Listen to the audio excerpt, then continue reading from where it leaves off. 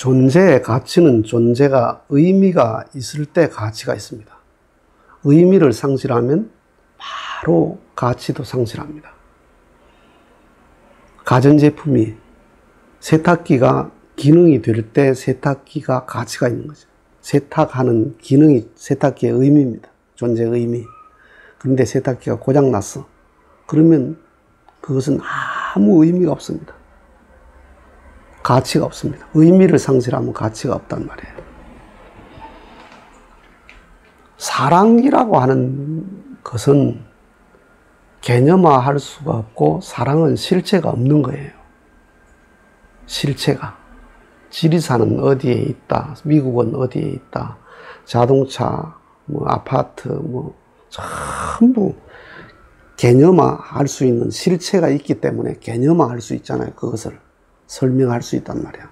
사랑. 그러면 사랑은 어디에 있느냐? 어디에 있느냐라고 할 때 사랑 그 자체는 실체가 없는 거예요. 우리가 사랑하지만 사랑은 실체가 없는 거라니까.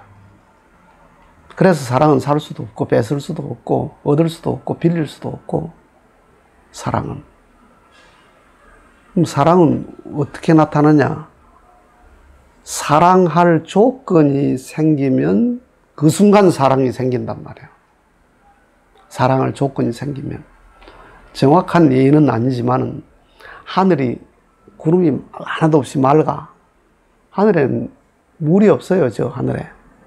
그런데 저기압, 고기압이라는 기압골이 형성되면 구름이 생기고 비가 쏟아진단 말이에요.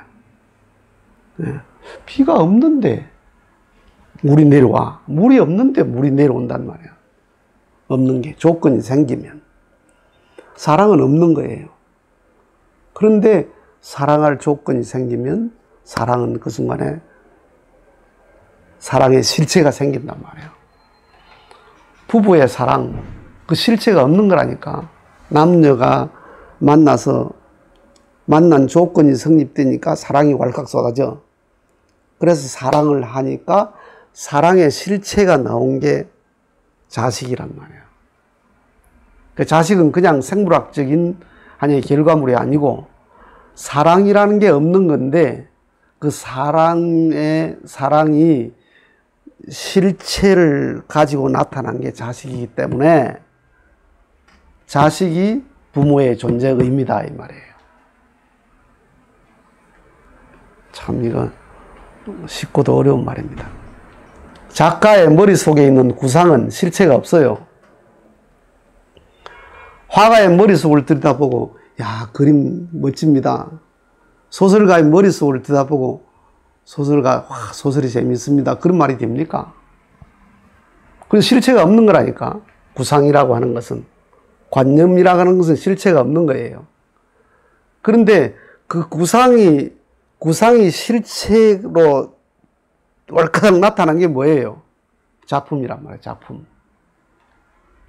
작품이 손으로 그린 게 아니라니까. 머리에서 구상을 해서 그리는 거지. 그 보이지 않는 실체가 없는 구상이 실체로 뚝 떨어져 나오는 게 그게 작품이란 말이에요. 그 작품을 보는 것은 뭘 보는 거예요? 작품 이전에 화가의 머릿속을 들여다보는 거란 말이에요. 그래서 실체가 없는 게 실체로 나타난 게 작품이니까 작품은 뭐예요? 화가의, 작가의 존재 의미다 이 말이에요. 화가가 그림 한 점 안 그렸는데 무슨 화가예요? 실체가 없는데. 실체 대상이 없는데. 소설가가 소설 한 편도 안 썼어. 그럼 무슨 소설가예요, 그거? 지 생각이지. 작곡가. 한 곡도 작곡한 게 없어요. 그런데 난 작곡가야. 그 말이 돼요? 그래서 그 실체가 없는 것이 실체로 나타날 때 그 실체는 뭐냐? 그게 그분의 존재 의미다 이 말이에요. 왜 이런 말을 장황하게 하느냐 하면 하나님, 사랑, 하나님은 사랑이시라. 하나님은 사랑이시라. 하나님은 사랑이시라. 이게 실체가 있습니까 이게? 하나님도 실체가 없고 사랑도 실체가 없는 거란 말이에요, 이게. 그런데 이게 실체로 나타난 작품이 뭐냐 하면 인간이란 말이에요. 이게 나란 말이에요, 나. 개념화할 수 없는 실체가 없는 것이 실체로 나타난 게 사람이니까 나는 뭐예요? 하나님의 존재 의미다, 이 말이에요. 사랑의 존재 의미다, 이 말이에요. 그 말을 뒤집어 말하면 인간이 없으면 하나님의 존재 의미도 없다, 이 말이에요.